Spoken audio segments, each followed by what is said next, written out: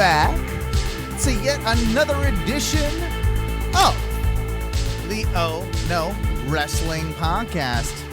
Tonight, all the way from parts on Zoom, are my two good buddies. It's the King of Bong Style, Duncan. And of course, it's good old Clint Bobsky himself, Matthew. How you guys doing? Feeling good, feeling great, feeling good. Yeah. Oh, by the way, I'm your sharp break kid. My name is Owen. I'll be trying to captain this ship as best we can throughout these shit wrestling seas. And I did it. And you know what? You did, Duncan. I'm really proud of you. You remembered to hit the unmute button for yourself right at the top of the show. I'm really proud. It only took 3 weeks of doing it in a row. Exactly. If you guys are watching on Twitch, I'm really happy because we're trying out a new layout that's going on now. It looks pretty fucking dope. I think we're going to be getting some new, Oh No Wrestling branding as well as Oh No Radio Show branding. And so we kind of wanted to fit all that into our YouTube channel, and wanted to fit that in with, of course, our Twitch channel as well. And if you are listening out there, we thank you for joining. So yeah, man, I would love to say it was a really, really crazy week in wrestling, but it wasn't. Let's just be real about things. It was one of the more mundane weeks that we've had in recent months, I would say. There's not much you can do once the greatest wrestling match ever happens. I mean, again, you know what? I don't know what I was expecting, but I guess it's this. I guess so. I mean, we'll get to that in a little bit because, quite frankly, a lot better than I think any of us had anticipated, at least. Don't know if it was the greatest wrestling match ever, and none of us will ever, probably. It was fucking good. It was. It was good. It was fucking good. It was fucking good. A lot of people, a lot of wrestlers should have been taking notes. If they weren't, they need to go back and rewatch. And you know what? Randy Orton, you and your super kick jokes, you motherfucker, you leg slapping motherfucker. I gotta kind of give it to him, man. Like there was something there that was, again, so much better than expected, and we will get into that. But before we do, I think that it's probably a good idea that we sort of addressed the breaking news as of, I want to say it was last night when you found out about it, Duncan, and sent me the last night immediately as Raw was going off the air. Yeah. Do you want to give us the lowdown? All I know is the same thing that anybody who is a wrestling fan knows by now, and that is that a developmental talent is not an NXT superstar, is a developmental talent, has tested positive for COVID. And then they were going to, apparently, for the first time, test everybody that had been. Well, that's probably a good idea. I mean, for the first time. Why was this not happening? Why was this not happening earlier? And why were we all under the impression that it was? Because if I'm not mistaken, I was 100% under the impression that everybody in and out of the Performance Center was being tested in and out. It doesn't sound like that's the case, that maybe that was some false information. I think they were obviously doing temperature checks. I think that they tried their best. I think especially we may have talked about it with Mania, when they had. Did Mania have some people there? I don't even remember anymore. No, there was nobody there. When they actually had people right after that, it was that they had the developmental talent. I thought they tested them. Maybe they just screened them. But I thought they tested them. I thought they did too. And then they kept them all in a certain area and brought them all on the same bus so that they couldn't do anything that day. But my big thing is, and I know with this whole COVID thing, there's so much information, misinformation. I don't know which fucking way is up. Things spread on plastic. They don't spread on plastic. Like, They you know spread what I'm on saying? cardboard. They don't spread on cardboard. But regardless of that, I feel like the test takes what, like 5 to 10 days or something, or 7 to 14 days. I think they have the real they have test. a rapid test. But they how, have a rapid but test how that works accurate, in like 15 minutes. How accurate is that, and why don't they just give that to everybody now? I mean, those are the ones that the White House is using, so I guess they're accurate-ish. Yeah. Doubtful. Probably like WWE not really testing. We think that's true. They're probably actually using the same tests. Oh, yeah. I think it's probably the ones that Joe Rogan right now is using with all his guests as they come in, right? Like they're Don't getting talk about antibody. Joe Rogan to Duncan. What's that? It's an antibody test, right? Like, isn't that what he's doing? I don't think so. I think it's the rapid COVID test. I think it's the same type of deal. All right, I'm gonna look up this rapid COVID test. But like, okay, yeah. It is concerning because I do agree with you, Matthew, that why would there be two such different tests? One that takes a week and a half to, get results, and one that can do it in 15 minutes. I get it. I guess if there's a sense of like, this one is $5 and this one is $500, like maybe that's like, it's a price difference thing, but I don't know. Is that what's going on? As the medical authorities for the wrestling community, I mean, I think it's safe to say that we don't have any fucking clue.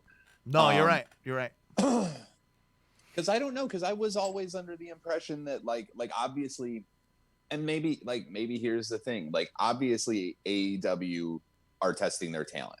Right, like they've been very vocal about that. The talent has been very vocal about that. Like they wear the wristbands every week to show that they have been tested that day. And just coincidentally, I think because of where they're filming AEW being at the Daily's place in Jacksonville, in that parking lot, which is which I think that they're doing all around the country. With sporting arenas that aren't necessarily being used in large parking lots and convention centers. Field hospitals? They're doing the field hospital type things, and there's one of those literally outside of the Daily's place where they are filming AEW. So really no excuse in that, right? So I'm finding this through the FDA. Okay. So there are 3 different types of tests that they're stating on their website. So a molecular test, an antigen test, and an antibody test. So the molecular test is a diagnostic viral test, also known as a molecular test, nucleic acid amplification test, NAAT. So it's a nasal or a throat swab, or possibly saliva. Same day, you can get results. Some locations up to a week. So it's highly accurate and usually does not need to be repeated. Okay. Well, this is all fitting in though, like decently in my head, because that would make sense if you're getting a large populace of people and they're doing these types of tests, and essentially because of the sheer numbers, the response time for something like that is going to be longer. Like exactly. So it can diagnose the active coronavirus infection. What it can't do is show if you ever had COVID-19 or were infected with the coronavirus in the past. The antigen test is the rapid diagnostic test. And so there are apparently some molecular tests that are also rapid. Don't know what that means. It's again a nasal or throat swab. It's 1 hour or less. Positive results are usually highly accurate, but negative results may need to be confirmed with a molecular test. So you may have to go to the original test, depending, because there are a lot of false negatives, apparently. So what it does is it diagnoses active coronavirus infection. What it can't do, definitively rule out active coronavirus infection. Antigen tests are more likely to miss an active coronavirus infection compared to molecular tests. So the rapid one, because there are false negatives, they're saying that it's more likely that you would miss an active coronavirus. An active coronavirus test. So someone who came up as positive could show as negative on an antigen test. Interesting. So that's probably why you're getting so many things come back with everybody's good, and then very quickly later on down the road you're like, oh wait, it wasn't good because they had one of these tests, probably didn't have both of them, and therefore it wouldn't show in the same way. Is that what I'm understanding?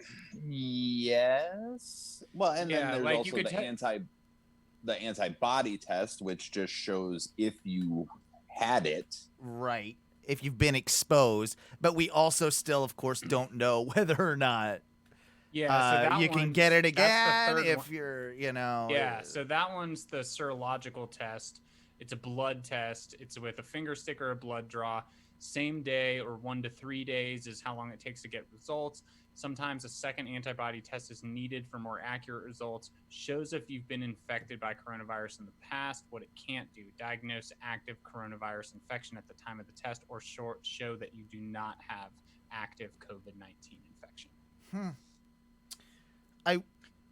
I wonder, seriously, what AEW's using. I wonder what WWE's using, and how to safeguard, you know, within like that community, how to safeguard things.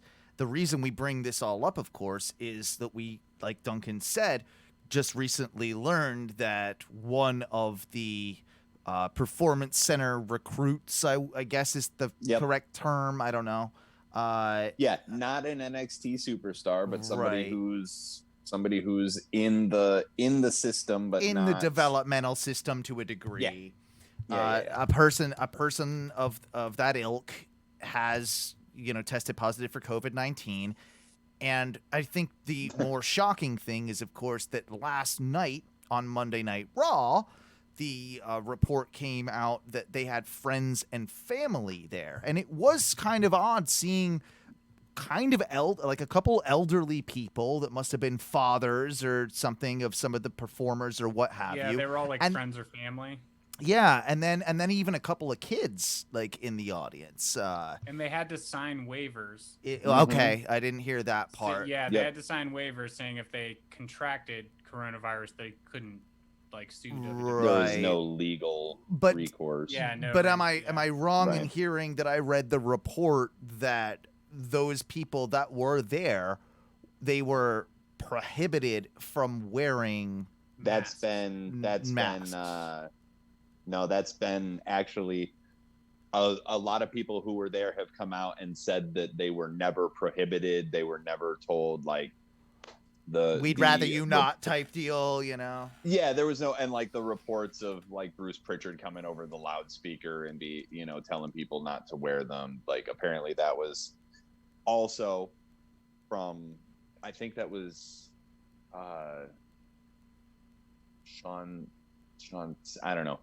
Who's making this up is Ryan the thing, Fenton, because that's stupid. If you're making that up, now you're being like, come on. We've all got our beefs with WWE, but come on. Like, come on, wrestling fans never make anything what up. What if I wore a Lucha Libre mask? Yeah. I mean, I'm Our masks at the taping. Rey Mysterio. Well, no, the Rey Mysterio wouldn't do shit, bro. Like, you got to have the right luchador. Sin Cara, I can put like I was like, it's Sin Cara. It's pretty much, or like Mystico. It's the only ones. Yeah. Even some of the Penta masks, right? You could totally like get away with that. Yeah, you could just put one of these filters in front of it. Yeah. Perfect. Yeah, no, if you were to do that, I think that would actually probably fly. I mean, that's at least as good as a bandana or a, if you want a lucha mask, like face mask, an actual face, there's luchamasks.com. Oh, Bandito. It's lucha Banditos is a really good one because it actually covers the face. Mask. My Bandito mask doesn't fit my big fucking head. But yeah, that's the way to go. Masks.com. They have like a bunch of different famous luchadors, like actual masks, like big full face masks. So even kind of like Bray Wyatt did it, right? Like with the Fiend, like there's one you can buy with the Fiend, like it's a face mask with the.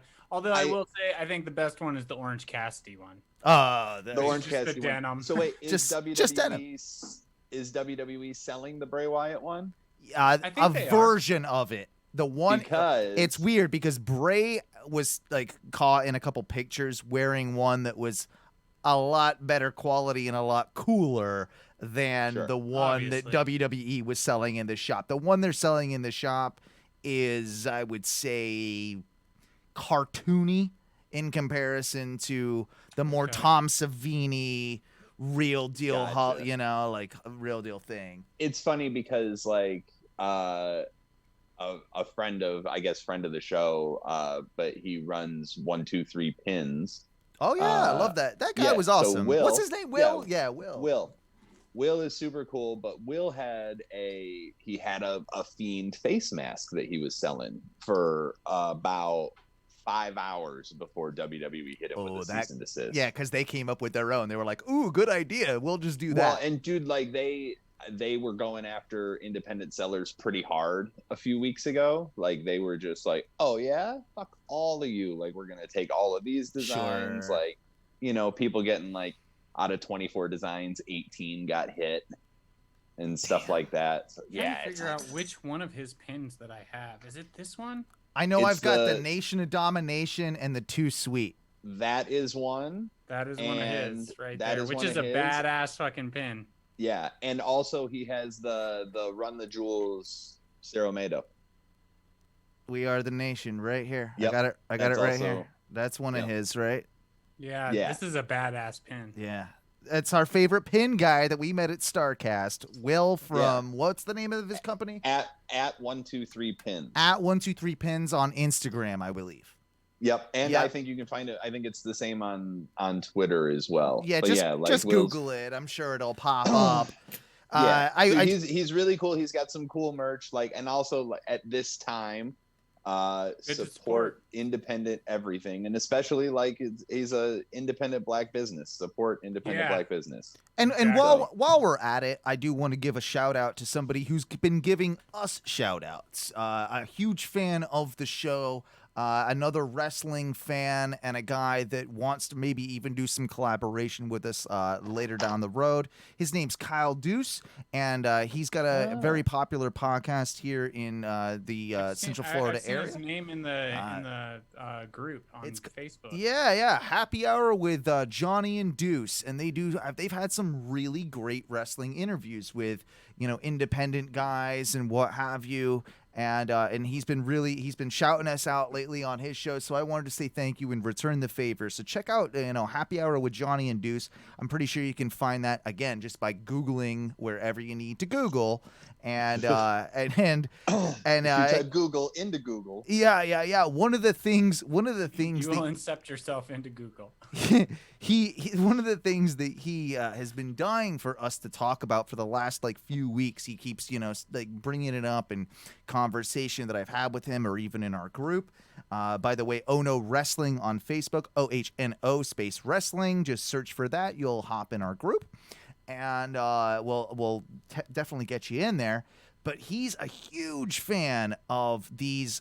I want to say I want to say Results, but it's not. It's a clothing brand of the shirt. RSLTS. Yeah. RSVLTS. It's like the shortened version. Those shirts we saw them at StarCast. At StarCast. Yeah, we saw them at StarCast and at the second one, and they have some really fucking cool shirts. And it looks like I saw he posted quite a few pictures. They come out with some new ones that I hadn't seen before. He had some of the original ones I'd noticed, but then he came. Then I think I saw some pictures in the group that he had posted that there's like one that I hadn't seen. Duncan, I don't know. It's the Stone Cold vest. But it's in that button-down shirt. It's a button-down sleeveless vest, with all the beers and everything all over. But why the fuck do I not own that? Yeah, already? You will. Yeah. A third of the shirts that I already own don't have sleeves. Yeah. But no, I kind of dig this style too. They're almost in that weird vein of wearing a Hawaiian shirt or something, because it's like that pattern or but with less white supremacist connotations. Man, I fucking hate that they have taken tiki torches and Hawaiian shirts now. This is unreasonable. These are nice things. They this. Come on, guys. Also, come on, fat people had Hawaiian shirts locked down. That was their thing. Why are you taking that away from fat people? Because, most never mind. Anyway, Yeah.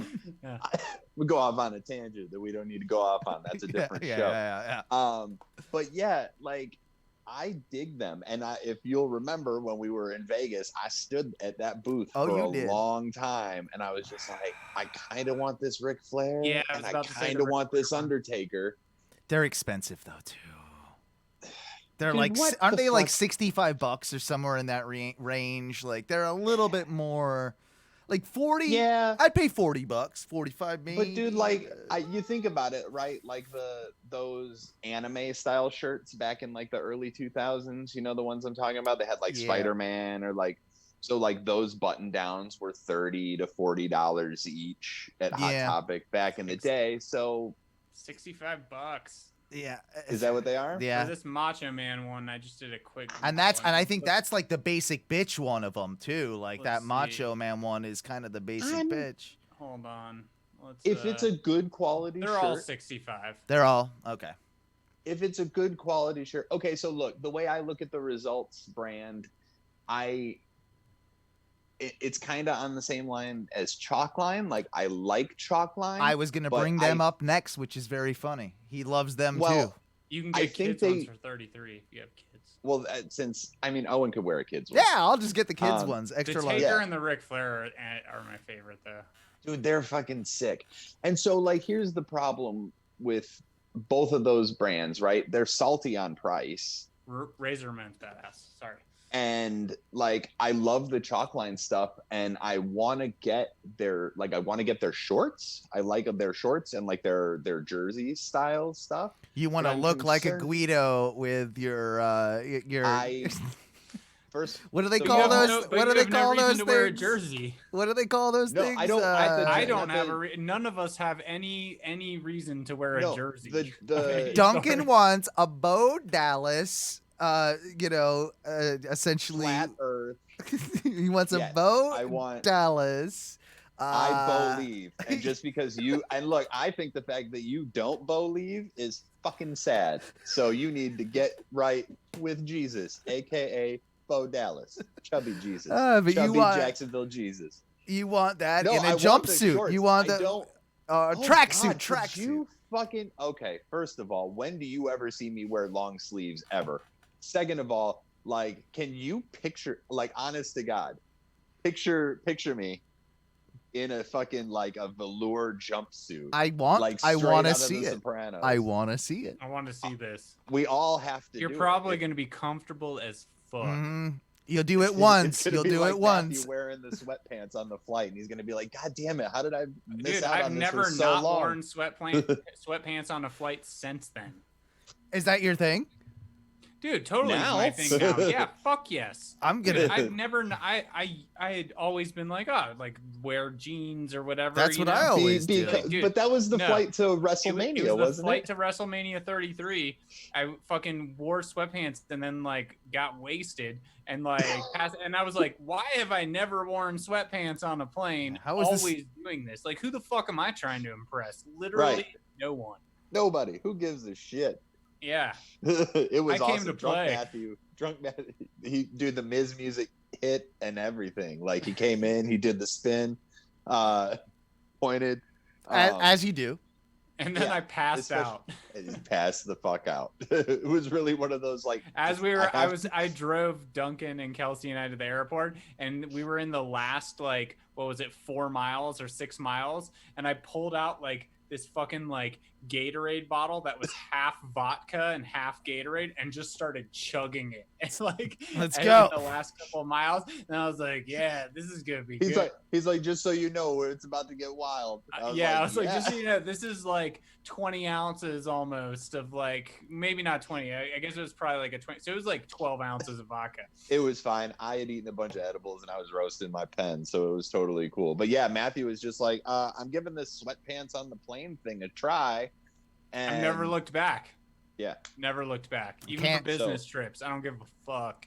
Do you think Ric Flair sweatpants on an airplane? Like, what do you think? First of all, more of a velour or suede sweatsuit, I would think. Okay. If he has to, or I don't think he goes sweatpants. I think he goes full suit because I think most of the time he is on a fucking private jet. That's true. So Ric Flair being Ric Flair, dude, he lives that shit all the time. Well, before we saw him on the Stone Cold interview, he had a Rolex with an Apple Watch. Yes, he did. He couldn't have both. You know, he had to. Yeah. No, he had to have. He had both. to have both. Like, that's what I meant. That's the ultimate flex right there. It is just like that's the Ric Flair flex. So let's talk a little bit about Backlash. God damn it, Matthew, you won again. You're still the champion. Three-peat, motherfucker. Champion. The modern day Maharaja Le Champion. I believe that I believe that I was robbed. Because I think I would have won had the Viking Raiders taken their natural victory against the Street Profits in that match. You also tried to claim, oh no, I totally called this. I did actually. No, what I called was early. Maybe it was the episode when we came back and started doing this again, Duncan. I called early on, and I think you were on this one. I said straight up that watch it. They're gonna, with all this Viking Raider Street Profit stuff, they're gonna turn them both into comedy acts, and they're gonna become best friends. And that's exactly what happened. That's what I was saying. I called. I will 100% back that. I think it was 2 episodes ago that you said that. Because I was saying, like, what the fuck is going on with the Viking Raiders? Like, it used to be called the War Raiders, was one of the most dominating tag teams in the world. Like, War Machine, remember that? War Machine. They were, War Machine. But you can't say war. No. Or Machine, but then apparently. This is the thing that fucking, that drives me crazy. Like, they weren't they War Machine in NXT, and then they became the Viking Raider. First, they were the Viking Experience. Yep. Like, and then they were the Viking Raider Experience, and then they went to like such bad names. Viking Raiders is way better than Viking Experience and Viking Raider Experience. Yeah, get out of here. Get out of here. But War Raiders was even better. Oh, that's a badass fucking name. And that's what we were saying, is like that's what they were in NXT, which is cool. They were the War Raiders. They were the War Raiders outside. Oh god, and they were the War Machine outside. Thank you. Yeah, I was getting it mixed up. War Machine outside, War Raiders in NXT, and then Viking to what we are now. Sure. So because of that match, Matthew ends up winning again. And was there anything else that like was kind of like that either any of us missed? Well, Duncan fucked up with Miz and Morrison. What the fuck I called. I fucked up with Miz and Morrison. Yeah, he fucked up with Miz and Morrison, so that kind of got him out of the battle. Other than that, we were pretty much like dead even across the board, except for that was the thing, is I called Viking Raiders, right, and you didn't, so you'd called Street Profits. Therefore, like no change of there was no victory in that match, I suppose. Right. Therefore, which still makes it a tie, which means